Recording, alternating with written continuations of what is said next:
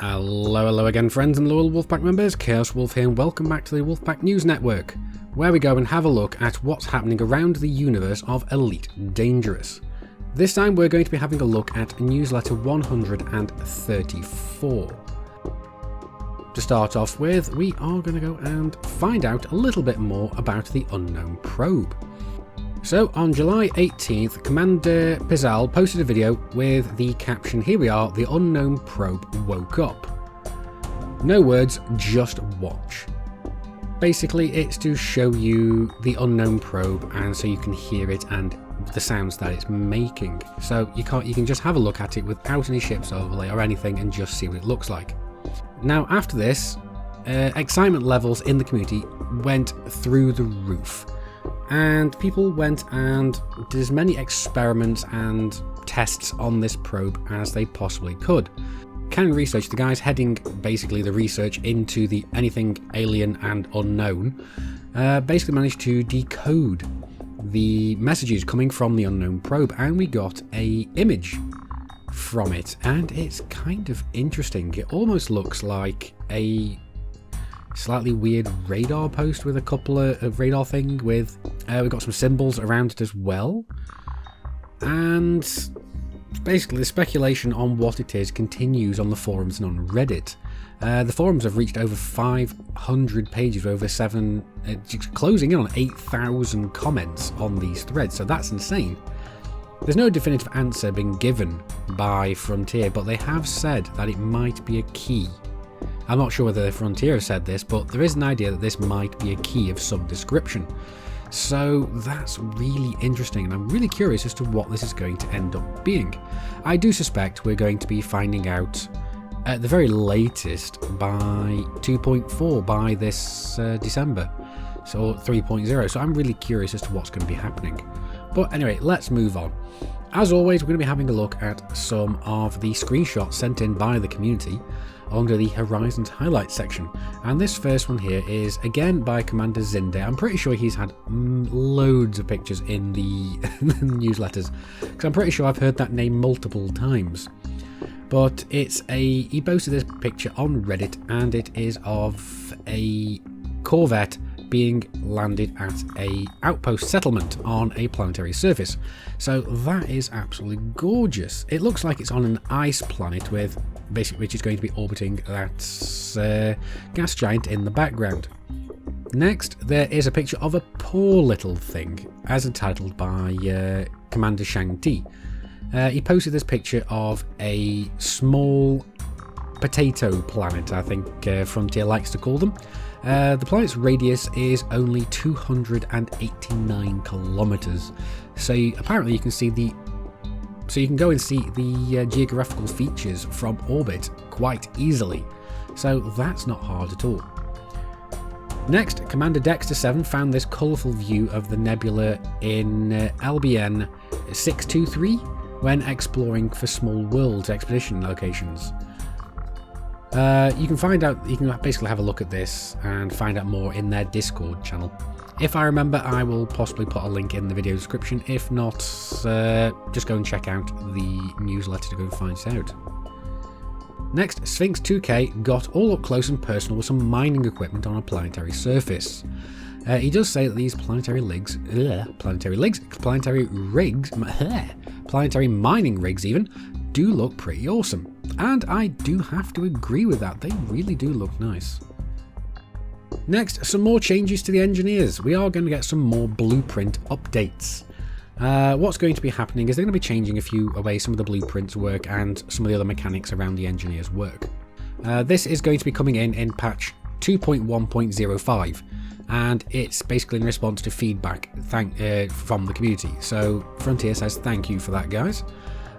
You can go and have a look at the full post on the forums, but we're going to go and cover over it, basically gloss over it here. What's going to be happening is they're going to be adjusting the way the surface scanners work to allow you to see what materials are available from any given planet, which will make gathering materials a lot easier. They're also going to be making a number of changes to the lower level blueprints, These include improving the positive effects on low-level upgrade results, as well as reducing the cost and simplifying the materials needed. So it's not going to take as much to go and make them, so you're going to be able to make them more often, and they're going to have more positive outcomes. So that's great. They're also going to be increasing the number of units you get from each instance for the materials you find. This means that instead of getting 1 unit per node on a planet, you'll get multiple units of that material. So it'll also allow you to increase the number of attempts per role for the engineers. So that's going to be great. So you're going onto a planet, you find a outcrop, you shoot it. Instead of getting like 1 yttrium, you get 2 or 3. That is great. It's going to make it much easier to do multiple rolls on a specific recipe. So that's going to be great, or a specific blueprint, I should say. They're also going to increase the chances of you finding these rare materials in these instances as well. So that's going to be great. So that not only are you going to be getting more of these rarer materials, they're going to be slightly easier to find. And the last point that they brought up here was they will be reviewing the balances and locations of non-planet salvage and renewing, basically reviewing the possible USS locations for each material. So they're going to be looking into where you find them in deep space. So if you go into an unidentified signal source, they're going to be, normally you have like a chance of finding certain things in there depending on what threat level the unidentified signal source is. So they're going to be looking into changing the balance of this, like maybe, because currently if you go into a degraded signal source or something with degraded transmissions, you might find some software in there that you need for an upgrade, like a cracked industrial firmware or something. They're going to be looking into the balances of where in which of these you find them with, so that's going to be interesting. They also say that these changes are going to be coming along here within the next couple of weeks. So say again, thank you for your continued support and patience. Fly safe, Commanders. So anyway, next we're going to be moving on to the Icarus Cup registration. As you may be aware, Frontier are going to be doing the Icarus Cup, which is a wing v wing tournament to find the greatest combatants in the galaxy. Basically, it's a PvP tournament. They are opening up registration now to allow us to measure the scope and interest and plan out a suitable sized tournament structure. So they want to plan this ahead, and I'm all for this. Due to the nature of the tournament, we will likely need to select a number of groups up to a maximum that will work out effectively. They will confirm which groups have been selected for the games, though, through registered email addresses after sign-ups have closed. Sign-ups will close at 9 AM Wednesday, 3rd of August. So go and sign up if you want to go and do this. I'm going to try and get the Wolves together for this, but we'll see how it goes. If I remember, as I said, I will put a link in the video description. If I forget, go and check out the newsletter yourself. It's going to be in there, the link. You can also go and check out the full post of this in the newsletter. It's on the forums as well. They'd like to say, first of all, there are some key pieces of information that you might want to be aware of before entering the cup. So dial back the throttle and cool your fighting spirits, because you're going to want to pay close attention to the following. So it basically says, read the post. That's all it says in the newsletter, so I'm not going to cover more here. Next, they have got the Elite Dangerous Events Season 16 coming up as well. Gamescom, they're going to Cologne in Messe. So that's going to be going from the August 17th to 21st, as has been said previously. They're also going Cologne Centre, Germany. So that's the Elite Meet, and that is August 18th. Elite Meet Birmingham EGX is going to be Saturday, 24th of September. The venue is still to be confirmed, but at least it's in Birmingham, we know this. And that's about it, all they say there. Next, a new paint job is in the store. So the fourth in Frontier's series of community designed paint jobs is now available. It has been nicknamed the Banana Conda by the community, and it was designed by Strafe 3025, I think that is. And basically it was chosen by the artists at Frontier as a winner for the community paint job competition. You can go and pick it up in the store now, and it only costs you £3 or the equivalent in your local currency, so it really isn't that much. Next, Nyko from the Game Guides FR Livestreams. Basically, if you're looking to learn a thing or two from the French-speaking community for Elite Dangerous, then go and have a look at his marathon live streams, basically this weekend. I think that's already happened that weekend, but I suspect he might do this every weekend. So go and check him out. There's a link to his channel in the newsletter. If I remember, like I said, I'll put it in the newsletter, but I'll probably forget, knowing me. Next, there is more Educating Ed coming along, which reminds me I need to go and fix some stuff with the wolves for this, because we're supposed to be doing this with Ed as well. But this one here is going to be with the Delta Squadron. Basically, you are going to be it's going to be happening on the Elite Dangerous YouTube channel on the 28th at 7 PM.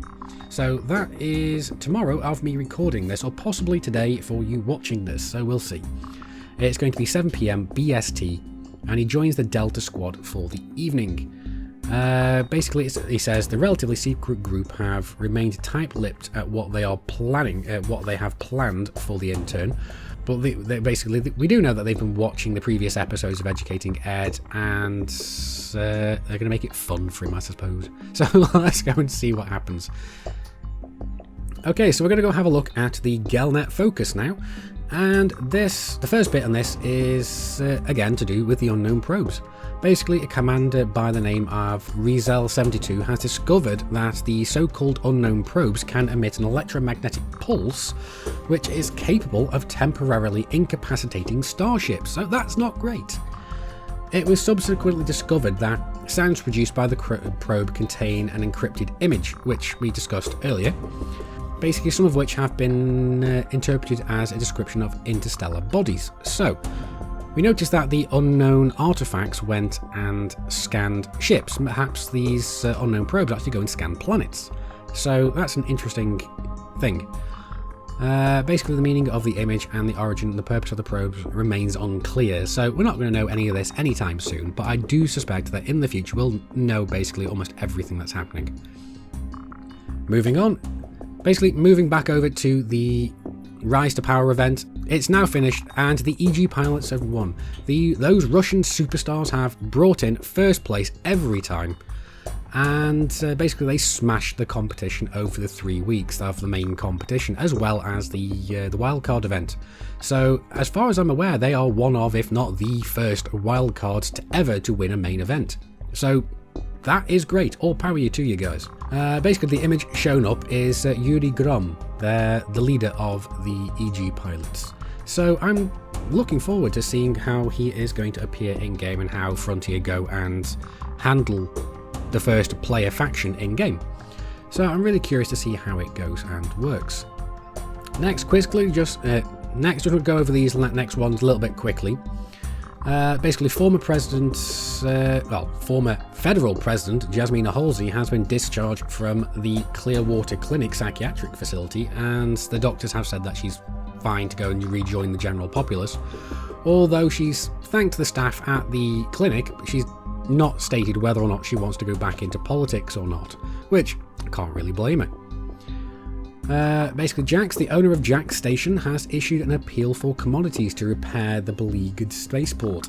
The station has been pretty much basically drew the short end of the stick ever since it made its unsuccessful attempt at jumping to Beagle Point. So the station was UA bombed. It's now almost completely inoperable, and pilots have been voluntarily delivering meta alloys to the station, which has resulted in the station getting some semblance of functionality back, but a full-scale campaign is needed for this. So that is one of the community goals, I suspect. But next, the Bava Blue Travel Systems has announced that hundreds of independent pilots responded to the recent Imperial appeal for exploration data, delivering large quantities of astronomical information to their local drop-off point in the Bava system. The appeal was part of an Imperial campaign to locate more barnacles, as they are the only known source of meta-alloys, and a spokesperson for them basically said that the data would now be analysed and allow them to find further barnacles. Whether or not we get told this through the Galnet, or whether or not pilots just have to go and find them by eye is another issue. Okay, next, Livini's Legion has launched a campaign to add 3 new Majestic class interdictors to the Imperial fleet. I suspect this is in retaliation to the Federation upping their naval power. Basically, the organisation has placed an open order for materials to use in the construction and has promised to reward pilots who deliver the requested commodities to marker depot in the Charthage system. Charthage? Yeah, you know, I can't pronounce these places.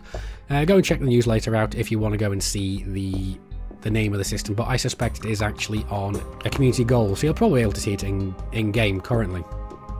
So let's have a look at the community goals. So yes, there is the Repair Jack Station community goal, the Majestic Development, and the Protect Traders in the system for the Majestic Development. So that's interesting. So yeah, there's a couple going. Next, let's move on to the comms chatter. Basically, everyone at Frontier agreed that LaveCon this year was amazing. They were blown away by how generous, enthusiastic and kind every commander was over the 2-day convention. You can find all the stream content from LaveCon on LaveCon's very own Twitch channel. But unfortunately, you won't be able to soak up the atmosphere from the panels, armistice sessions, board games, good conventions, and so much more. Conversations even, and so much more. But oh well, we're going to have to make do. They're also hoping that next year will be even better, though it will clearly be hard to beat.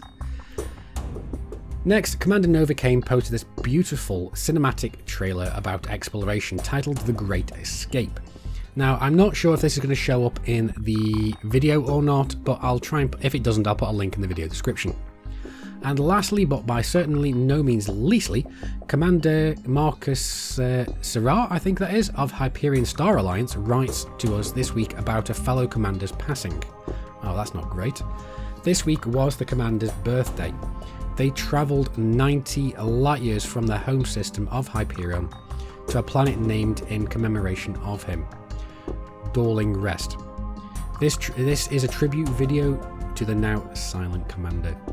Now, hopefully this will show up in video. If not, I will put a link to it. But anyway, that's enough for the news in the Elite Dangerous universe. I do hope you've enjoyed this video and you have come away slightly more enlightened about what the hell is going on around the game. But like the video if you've liked it, dislike it if you didn't. Neither of those good enough for you, that's what the comments are for. But anyway, I've been Commander Chaos Wolf, you guys have been epic, I will see you soon. And until next time, Commanders, keep flying and stay shining.